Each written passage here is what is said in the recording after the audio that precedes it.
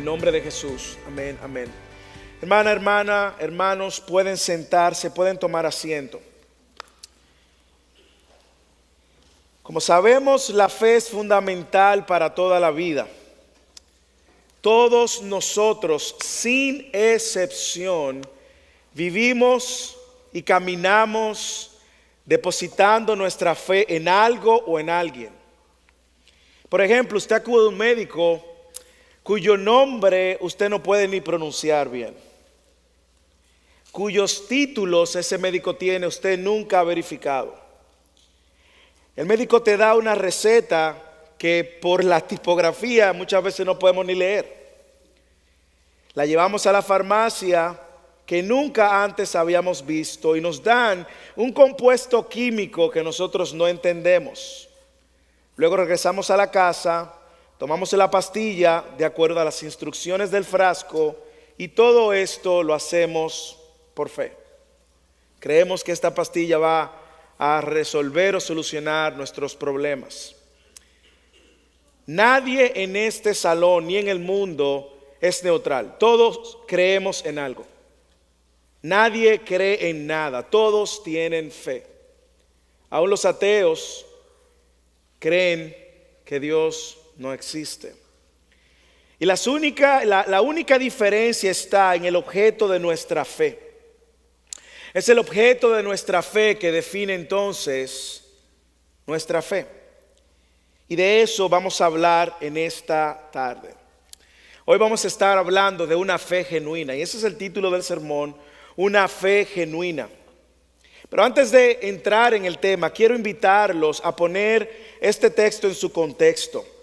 Es interesante cómo el capítulo 21, de manera magistral, Mateo ha venido mostrándonos aspectos del carácter de Dios y ha venido revelando a Cristo de una manera muy particular. Ha venido revelando a Cristo en el capítulo 21 del versículo 1 al 10. Nosotros vemos a Mateo presentándonos a Jesús como el rey esperado. Los versículos del 1 al 10, en la entrada triunfal que Jesús tiene hacia Jerusalén, Mateo nos mostró, Jesús es el rey. Luego, en la semana pasada del capítulo 21, en el versículo 12 al 17, entonces vimos cómo Jesús limpia el templo. Por su santidad, su celo, limpia el templo, purifica el templo. Y Mateo mostrándonos a Jesús como un sacerdote que está para purificar. Y los versículos de esta tarde, del 18 al 22, entonces vemos a Jesús como un profeta. Jesús como un profeta maldiciendo la higuera para que no produzca fruto. Y en ese acto, pues, representando a la nación de Israel. Así que nos encontramos en su camino hacia la cruz. Jesús entró triunfante el domingo. Algunos entienden que esto sucede lunes y martes porque Marcos divide esta historia en dos partes. Él limpia el templo y luego se encuentra con esta higuera. Y Marcos nos dice que ellos iban de camino, él maldijo la higuera y luego al día siguiente retornaba y los discípulos se dieron cuenta que la higuera estaba seca. Pero quiero invitarte entonces a la luz de este texto para que veamos a qué nos referimos cuando hablamos de una fe genuina. ¿A qué nos estamos refiriendo? Leamos juntos el versículo 18 al 22 de nuevo. Por la mañana, es decir, el día siguiente, cuando regresaba a la ciudad, tuvo hambre. ¿Quién tuvo hambre? Jesús. Y al ver una higuera junto al camino, se acercó a ella, pero no halló nada en ella, sino solo hojas, y le dijo, nunca jamás brote fruto de ti. Y al instante se secó la higuera. Al ver esto, los discípulos se maravillaron y decían, ¿cómo es que la higuera se secó al instante? Respondiendo Jesús les dijo, en verdad os digo que si tenéis fe y no dudáis, no solo haréis que lo de la higuera, sino aún si decís a este monte, quítate y échate al mar, así sucederá. Y todo lo que pidáis en oración creyendo, lo recibiréis. Interesante texto, tristemente mal usado en muchos contextos.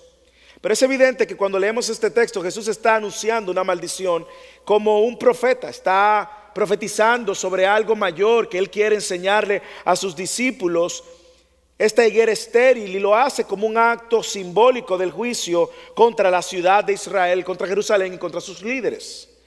Y al rechazar al Mesías y estos, el pueblo de Israel, los líderes, no tener una fe genuina en él, se está cumpliendo entonces lo que Jesús hace con esta higuera. En esta tarde, a la luz de este texto, como cristianos, estoy invitándoles a que nosotros veamos esta fe genuina basada en entender la naturaleza de Jesús. Segundo, en entender cuál es el objeto de esta fe genuina y también cómo esa fe genuina produce frutos genuinos como cristianos. Así que veamos que estos tres componentes a la luz de este texto. Primero, una fe genuina es una fe que nace de tener un entendimiento correcto de la naturaleza de Jesús. Lo voy a repetir otra vez. Una fe genuina nace de conocer la naturaleza de Jesús. Leamos el versículo 18 y 19 otra vez. Yo quiero mostrar algo teológicamente importante que tiene estos versículos. Por la mañana, cuando regresaba a la ciudad, tuvo hambre. Y al ver una higuera junto al camino, se acercó a ella, pero no halló nada en ella, sino solo hojas, y le dijo: nunca jamás brote fruto de ti. Al instante se secó la higuera. Al ver esto, los discípulos se maravillaron y decían: ¿cómo es que la higuera se secó al instante? Como les dije, Mateo está en su negocio de mostrar todos los colores que tiene la persona de Cristo, todas las diferentes manifestaciones de su carácter, de su naturaleza. Y esta historia, como les dije, no solamente la narra Mateo, también la narra Marcos en el capítulo 11, que nos dice que Jesús, cuando salía de Betania, tuvo hambre, y añade: ¿quién es que tiene hambre? Nosotros inferimos que es Jesús porque por la línea de pensamiento de Mateo, pero Marcos claramente dice que Jesús tuvo hambre. Y nos dice que cuando él pasó a la mañana siguiente, en el versículo 20 de Marcos, en el capítulo 11, entonces los discípulos notaron que ésta se había marchitado desde la raíz, dice Marcos. No puedo dejar pasar la oportunidad para poner en evidencia algo que Mateo está tratando también de enseñar. Algo que los discípulos estaban perdiendo de vista sus narices y que no entendieron hasta después de la resurrección. Y es la naturaleza de Jesús. Este es uno de los pocos textos que en varios versículos, en 2 versículos, nos muestran: Jesús es 100% hombre y Jesús es 100% Dios. Jesús como hombre tiene hambre y Jesús como Dios tiene total autoridad sobre la creación. Jesús como Dios padeció de sueño, como hombre padeció de hambre, sueño y cansancio, pero Jesús como Dios tenía autoridad sobre la naturaleza, la física, los demonios, caminaba sobre el agua, le podía dar autoridad a un árbol. Y eso es solo algo que Dios mismo puede hacer. Mire que los discípulos se maravillaron, y mire la respuesta de los discípulos, porque ellos hasta ese momento no han tenido un entendimiento completo de quién es Jesús. Como les dije, aquí Jesús está haciendo algo simbólico, profetizando algo que iba a simbolizar al pueblo de Israel y su esterilidad.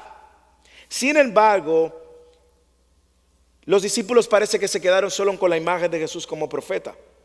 Recuerda el capítulo 24 de Lucas, cuando ellos iban en el camino de Maús, que Jesús lo intercepta y les dice: hey, ¿qué ha sucedido en Jerusalén? Y ellos les dicen: ¿tú eres el único en Jerusalén que no sabe? Y Jesús le dice: cuéntenme, ¿qué sucedió en Jerusalén? Jesús, un profeta. Parece que solo se quedaron con la imagen de Jesús como profeta, pero aquí Mateo quiere dejar y poner en despliegue algo que es importante, aunque no voy a pasar mucho tiempo ahí, pero es que es importante a la hora de nosotros creer. Es importante que entendamos y tengamos la correcta entendimiento de la naturaleza de quién es Jesús. Jesús es 100% hombre, 100% Dios. Y es porque Él es 100% hombre que entonces Él puede y pudo entender y padecer y conocer nuestros padecimientos. Escucha lo que dice Hebreos en uno de sus capítulos, capítulo 4, Hebreos le añade la importancia o nos deja saber la importancia que tiene de que Jesús fuera ahora ese representante que ocupa el lugar de nosotros en la cruz como Dios y como hombre. Versículo 14 del capítulo 4, teniendo pues un gran sumo sacerdote que trascendió los cielos, Jesús el Hijo de Dios, retengamos nuestra fe. Porque no tenemos un sumo sacerdote que no pueda compadecerse de nuestras flaquezas, sino uno que ha sido tentado en todo como nosotros, pero sin pecado. Y por eso, porque Jesús es 100% Dios, 100% hombre que nos representa en la cruz y que nos entiende, por tanto acerquémonos con confianza al trono de la gracia para que recibamos misericordia y hallemos gracia para la ayuda oportuna. Una fe genuina inicia teniendo un correcto entendimiento de quién Jesús es, de su naturaleza. En los primeros años de la iglesia se generó muchos debates acerca de la naturaleza de Cristo. Y los primeros padres de la iglesia tuvieron que pelear, defender la idea de que Jesús es 100% hombre, 100% Dios. Y aquí lo vemos, tuvo hambre en su naturaleza, pero en su divinidad tiene autoridad sobre la naturaleza. ¿Por qué es importante, hermanos? Bueno, es importante porque a la hora de que usted venga a hablar con Jesús, Él lo conoce, Él lo entiende. Es importante porque Él ocupó el lugar de Adán ahora, el nuevo Adán que iba a representarnos. El primer Adán desobedeció, ahora este nuevo Adán que conoce y padece y padeció, nos entiende. Y es importante también que nosotros entendamos su divinidad, porque Jesús es Dios quien tomó nuestro lugar y que siendo Dios, dice Efesios capítulo 2, no él estimó ser igual a Dios como cosa que aferrarse, sino que se humilló. Dios se humilló para que el hombre pudiera reconciliarse con Dios. Dios se acerca al hombre para que el hombre pudiera acercarse a Dios. Filipenses capítulo 2 también nos muestra esto. Haya pues en vosotros esta actitud que hubo también en Cristo, el cual existía en forma de Dios. ¿Lo ve aquí? No consideró el ser igual a Dios como algo a que aferrarse, sino que se despojó a sí mismo y tomó forma de que siervo semejante a los hombres. Una fe genuina nace de un entendimiento correcto de quién es Jesús. Segundo, pudiéramos hablar más de eso, pero sé que en otros textos lo haremos en lo adelante. Pero segundo, una fe genuina produce frutos genuinos. Produce frutos genuinos. Lee el versículo 18 y 19 otra vez. Por la mañana, cuando él regresaba a la ciudad, tuvo hambre. Al ver una higuera junto al camino, se acercó a ella, pero no halló nada en ella, sino solo hojas. Y le dijo: nunca jamás brote de ti. Señores, ¿qué autoridad tiene Jesús? ¿Usted cree que esto es algo que hace un mero profeta, un mero hombre o un líder religioso? No. Es aquel en quien habita toda la plenitud de la deidad, capaz de hablarle con esta autoridad y que la naturaleza respondiera al instante. Obedeció. Y al instante se secó la higuera. Habló y obedeció.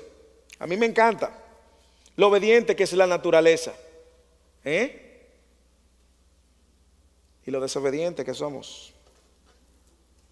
Al ver esto, los discípulos se maravillaron y decían: ¿cómo es que la higuera se secó al instante? Déjenme poner esto en el contexto inmediato. Aquí Jesús está dando una parábola actuada, si se puede decir, porque Jesús no está haciendo esto solamente para mostrar su divinidad y su poder. Jesús está haciendo esto buscando mostrar y enseñar algo más a los discípulos. Y Jesús se encuentra en camino entre Betania y Jerusalén. Jesús se acerca a una higuera, con la esperanza de encontrar frutos. Una higuera frondosa. Marco nos dice, y Marco especifica en el capítulo 11, que él se le acerca para ver si encontraba higos, pero solo tenía hojas, porque aún no había comenzado la temporada de higos. Era como spring, era como primavera, estábamos entre abril y marzo y abril. Y aquí Jesús se le acerca con la expectativa de que tuviera frutos. ¿Por qué? Porque lo que anticipaba los frutos era justamente las hojas. Así que en la temporada de Pascua, a fines de marzo, a principios de abril, la higuera suelen tener hojas en el lado oriental del Monte de los Olivos. Y en esa época ellos contienen, a veces producen un higo verde, los árabes le llaman el taksh, que madura en junio, pero que a menudo esos higuitos verdes se pueden comer. Sin embargo, este árbol frondoso, al que le faltan higos en esa temporada, esos higuitos verdes, no iba a dar higo el resto del año. Por lo tanto, las hojas que Mateo y Marcos quieren dejarnos saber que el árbol de la higuera tenía, normalmente apuntan a que esto va a dar fruto. Esto tiene que tener fruto, incluso aunque no estén maduros. Tiene que dar fruto. Si tienes estas hojas, tiene que haber por lo menos esos higuitos pequeños, porque no es temporada, ellos van a madurar en junio. Pero esos higuitos pequeños se usaban y se comían. La audiencia a la cual Mateo le está dirigiendo esto entendía perfectamente lo que estaba pasando. Ellos sí sabían que si habían hojas tenía que haber higuitos pequeños. Si había higuitos pequeños era un árbol que iba a dar frutos.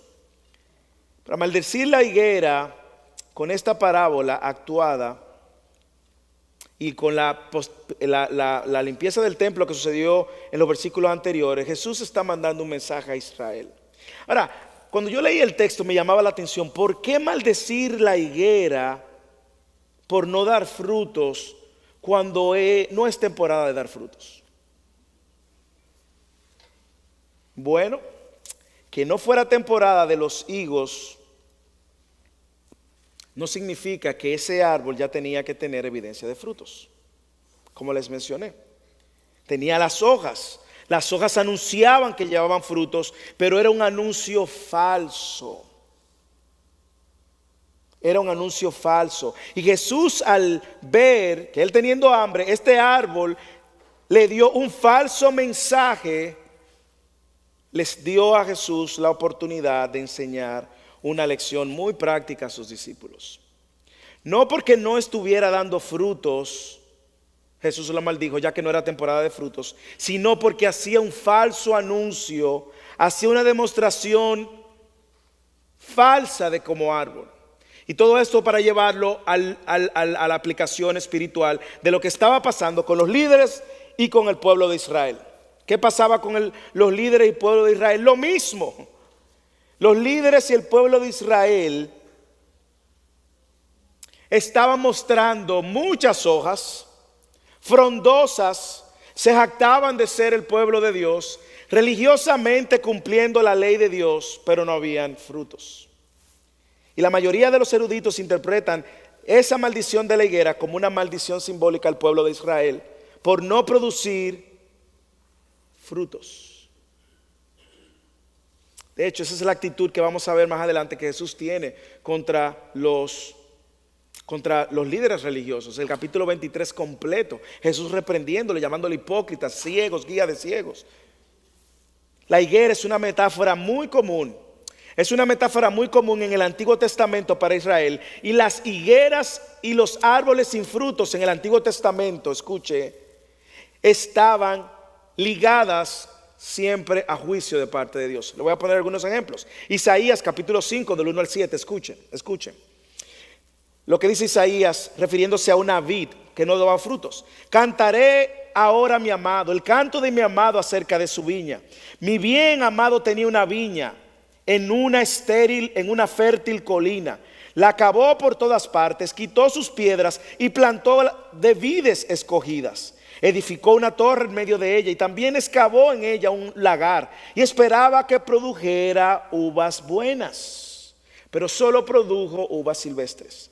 Y ahora, moradores de Jerusalén, hombres de Judá, juzgad entre mí y mi viña. ¿Qué más se puede hacer por mi viña que yo no haya hecho en ella? Todo esto vaya pensando el paralelo. Porque cuando esperaba que produjera uvas buenas, produjo uvas silvestres. Ahora pues, dejad que os diga lo que yo voy a hacer a mi viña. Quitaré su vallado y será consumida. Aquí viene el juicio. Derribaré su muro y será hollada. Y haré que quede desolada. No será podada ni labrada, y crecerán zarzas y espinos. También mandaré nubes que no derramen lluvia sobre ella. Ciertamente, aquí viene la conexión, la viña del Señor de los ejércitos es la casa de Israel, y los hombres de Judá su plantío religioso, delicioso. Él esperaba equidad, pero he aquí derramamiento de sangre, justicia, pero he aquí clamor. ¿Lo ven en el versículo 7 de Isaías 5?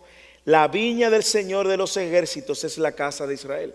Juicio por no producir frutos. Y Jeremías también, 8:13 dice: ciertamente los destruiré, declara el Señor. No habrá uvas en la vid, ni higos en la higuera, y la hoja se marchitará. Lo que les he dado pasará de ellos. La ausencia de frutos o mal frutos conducía a juicio. ¿Y qué está pasando? Jesús está maldiciendo en esta higuera, o representando en esta higuera, aquellos que alarden de dar muchos frutos, pero que son espiritualmente estériles. Lo voy a repetir. Jesús en la higuera está llamando la atención de aquellos, a Israel como nación, a sus líderes, de hacer alarde de que son súper religiosos, pero no hay piedad. De que son súper fructíferos, pero no hay frutos, lo que hay muchas hojas. En mi país tienen una frase muy particular, no sé si en la suya, pero dicen: mucha espuma y poco chocolate. Y esto no es nuevo, el tema de los frutos en Jesús. Y cuando hablamos de gente sin frutos, siempre Jesús o Mateo lo asocia a no creyentes.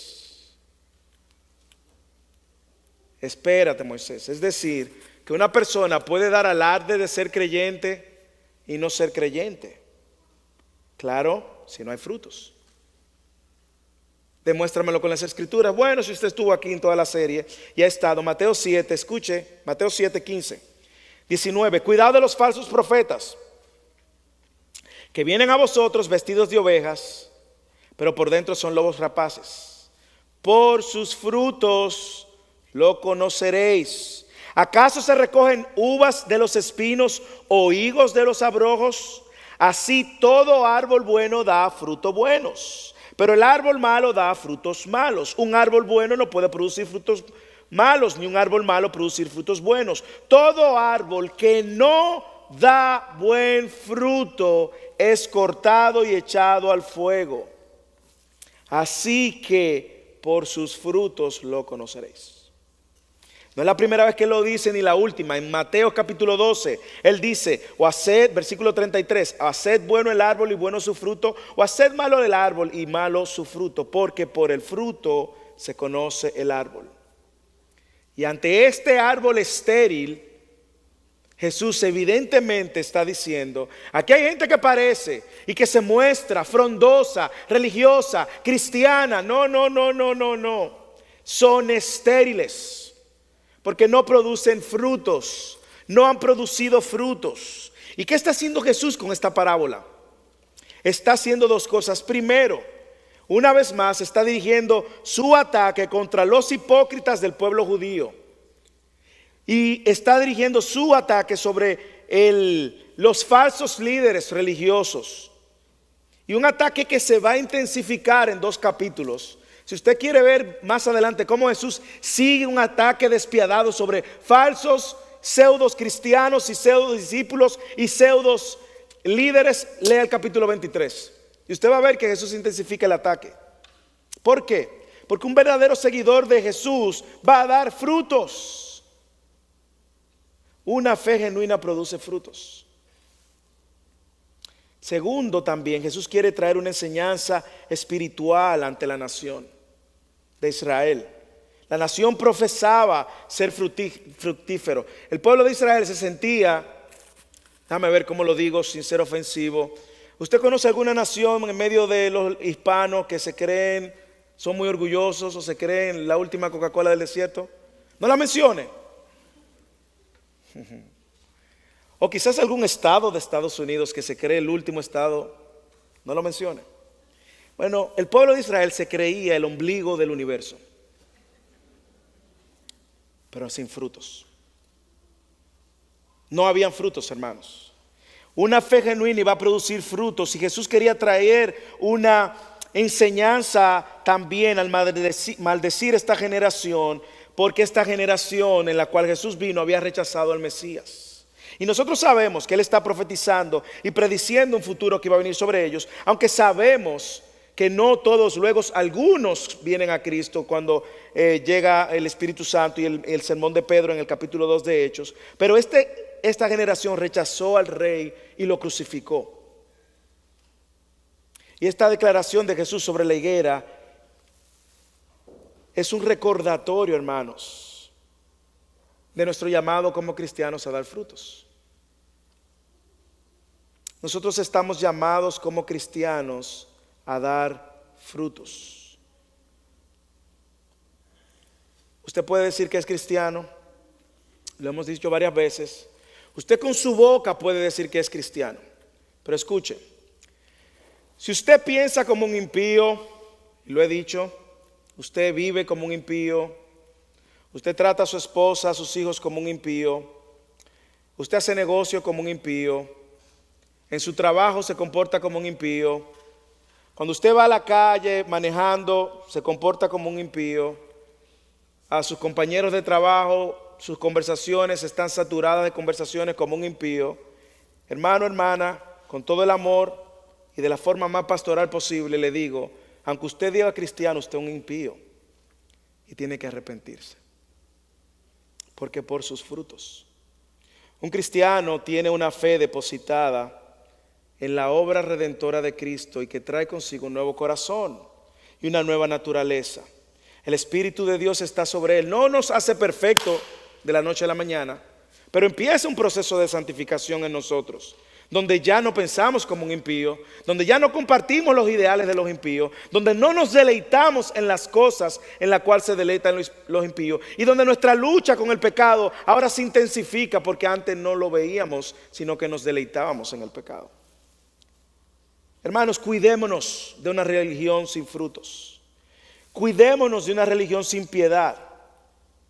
Cuidémonos de ser como la nación de Israel en este tiempo. Cuidémonos de ser como los líderes religiosos, con muchas flores, con muchas hojas, frondoso y mucho, pero sin frutos.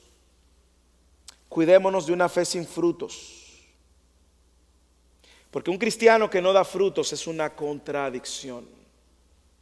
Es un oxímoron, como dicen. Es una contradicción. Una fe genuina conoce la naturaleza de Jesús, conoce quién es Jesús, completamente Dios, completamente hombre, tomando nuestro lugar, produce frutos genuinos y finalmente su fe está centrada en Dios. Es una fe centrada en Dios. Versículo 21 al 22, respondiendo Jesús le dijo, en verdad os digo que si tenéis fe y no dudáis, no solo haréis lo de la higuera, sino que aun si decís a este monte, quítate y échate a la mar, así sucederá.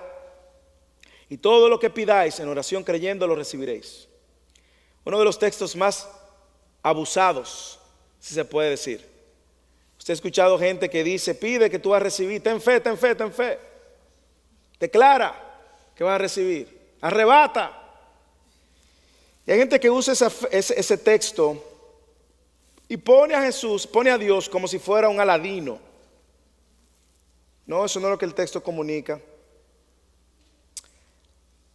A mí me encanta que Jesús ha dicho estas mismas palabras en otro contexto, en el capítulo 17, versículo 20. Jesús dijo, y Él les dijo, por vuestra poca fe. ¿Recuerda cuando los discípulos no pudieron echar fuera a los demonios?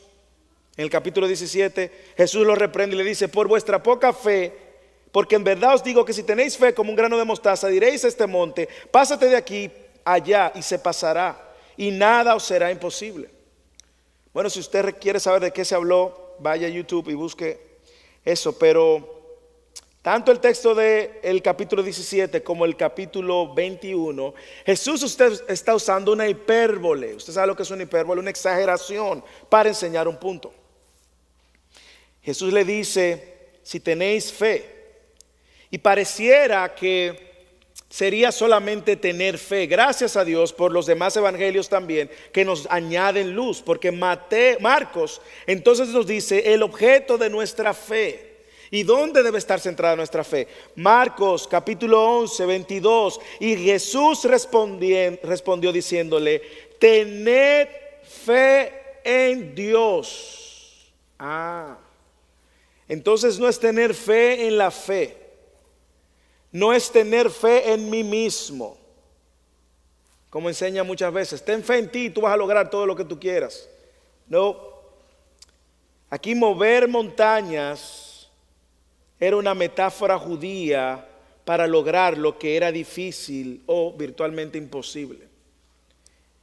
El significado aquí, tanto aquí como en el capítulo 17, es metafórico. ¿Cómo lo sabemos? Bueno, porque usted tiene todo el evangelio de Mateo, tiene toda la historia del pueblo, de los discípulos, y usted no ha encontrado ningún discípulo que esté moviendo montañas. De hecho, hay quienes dicen que esta higuera se encontraba en el Monte de los Olivos y Jesús tenía al frente una montaña. Y está ilustrando metafóricamente. Pero usted no ha visto un discípulo decir, muévete montaña. Ni Jesús mismo lo hizo. Vamos a mover esta montaña para caminar por aquí. No. Sí tenemos fe, pero ¿fe en qué o en quién? Esta fe a la cual Jesús está llamando a los discípulos a tener tiene un objeto. No es una fe sin objeto, es una fe en Dios. Y como dije, no fe en la fe. Usted va a encontrar gente que cuando entra en alguna crisis de enfermedad dice, ten fe, ten fe. O que necesita emprender algo, ten fe, ten fe. O te dicen, ten fe en ti mismo. Es una fe que tiene como objeto a Dios. Y una fe que tiene como objeto a Dios implica obediencia a los deseos de Dios.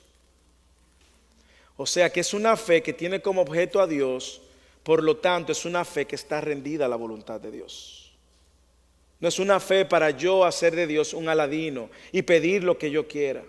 Es una fe para pedir conforme al objeto de mi fe, conforme a la voluntad de Dios. Y de hecho, si usted estudia el tema de la fe, que aparece en el Nuevo Testamento 243 veces y el verbo creer 241 veces en el Nuevo Testamento, esa fe en el contexto de Mateo está basado en una relación de confianza a Dios. Práctica, es una fe confiada y depositada en Dios. Es una fe genuina en Dios y es una fe que está ligada a la obediencia a Dios y al discernimiento de su voluntad. Padre, si es posible, pasa de mí esta copa, pero que no se haga mi voluntad. Padre nuestro que estás en los cielos. ¿Usted lo ha leído? Venga a tu reino, hágase, Señor, tu voluntad. No es una fe que pide lo que quiera. Señor, yo quiero tener allá adelante de mí no sé, ponga el nombre del carro que usted tiene. Usted quiere ver si es metafórico. Ponga delante de usted un grano de arroz, de habichuela, y dígale, muévete, muévete, muévete. Tengo fe, ven, únase, mueve. No se va a mover. Porque es metafóricamente Jesús mostrándoles que si ellos tenían la fe en el objeto correcto, iban a rendir esas oraciones incluso a la voluntad de Dios. Usted no va a orar para pedir conforme a sus propios deseos, aun cuando sea parte y contradicción de la voluntad de Dios. De hecho, Santiago dice, no tenéis porque no sabéis orar, porque pedís para vuestros propios deleites. El Nuevo Testamento nos está mostrando cómo se ejercita esa fe y cómo se ora de acuerdo a esa fe. Una fe que la nación de Israel no tenía, no había ejercido, una fe que no estaba puesta en el Mesías. Jesús le está diciendo, si ustedes tienen fe Si usted tiene la fe que necesita, la mayor de las montañas suyas se va a mover. Hermanos, ¿cuál es la mayor de la montaña que nosotros podemos tener o que el hombre ha tenido? ¿Cuál es el mayor de los obstáculos que hemos tenido en nuestra relación con Dios? Hermanos, el pecado. ¿Y qué yo necesito para remover ese pecado? Tener mi fe en el objeto correcto. En Cristo es lo que encontramos. Hoy lo leíamos en Llenos de Vida, en Fundamentos, que de hecho estábamos hoy a casa llena y estábamos hablando de esa obra que Jesús hizo. La fe es un elemento esencial de la vida, pero la fe debe estar depositada en Dios. El poder de la fe, escuche, el poder de esa fe descansa en la confianza que usted tenga en el objeto. El poder de esa fe va a descansar en la confianza que usted tenga del objeto. Déjeme ilustrárselo para que ver si usted entiende. En los años 1920 había un señor, un piloto británico de carros y de botes llamado Donald Malcolm Campbell. Él tiene varios récords porque él puso récords en vehículos y en bote de velocidad. Pero él perdió su vida compitiendo en un bote rápido en uno de los lagos de Escocia llamado Bluebird. Y el barco explotó y se hundió instantáneamente. Lo único que apareció fue un animal de peluche, de juguete que él tenía como amuleto de la suerte. Salió. Y ese amuleto de la suerte fue impotente para ayudarlo en su última y fatal tragedia. Pero en nuestra cultura nosotros tenemos gente que conocemos que pone un amuleto en la puerta, o que tiene una cruz en el coche, o que tiene la virgencita en la casa, y usted va a ver que el objeto de su fe está en ese amuleto. Bueno, el poder de esa fe va a descansar justamente en el objeto. Y si ese objeto no tiene poder alguno, su fe tampoco. Si ese objeto es sencillamente palo, yeso, no tiene poder alguno. Ahora, su fe puesta en Dios tiene el poder para hacer el mayor de los milagros y mover la mayor de las montañas, que es el pecado.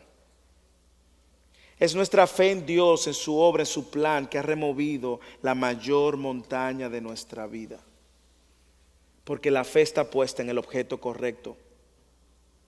La fe va a ser tan buena como lo es el objeto a donde usted deposita la fe. Lo voy a repetir. Esa fe nuestra va a ser tan buena como el objeto donde lo depositamos. Si su fe y mi fe están puestas en nosotros, estamos presos. Si su fe y mi fe está puesta en lo que tengo en el banco, listo. Si su fe y mi fe están puestas en mi salud, listo. Si su fe o mi fe están puestas en otro hombre o mujer, listos estamos. Vamos a perecer. Pero si su fe y mi fe están puestas en Dios, entonces el poder del objeto, Dios mismo, nos va a ayudar entonces a tener las respuestas a esas oraciones. Oraciones conforme a la voluntad de Dios. Es la fe en Él que ha removido la montaña del pecado que nos separaba de Él eternamente. Es la fe en Él que ha removido la montaña de la incredulidad que no nos permitía verle a Él y creer en Él. Es nuestra fe en Él que nos ayuda a mover las montañas de nuestros problemas y traerlo a Él. Es el objeto de la fe que hace grande nuestra fe. Y creo que usé esta ilustración hace un tiempo.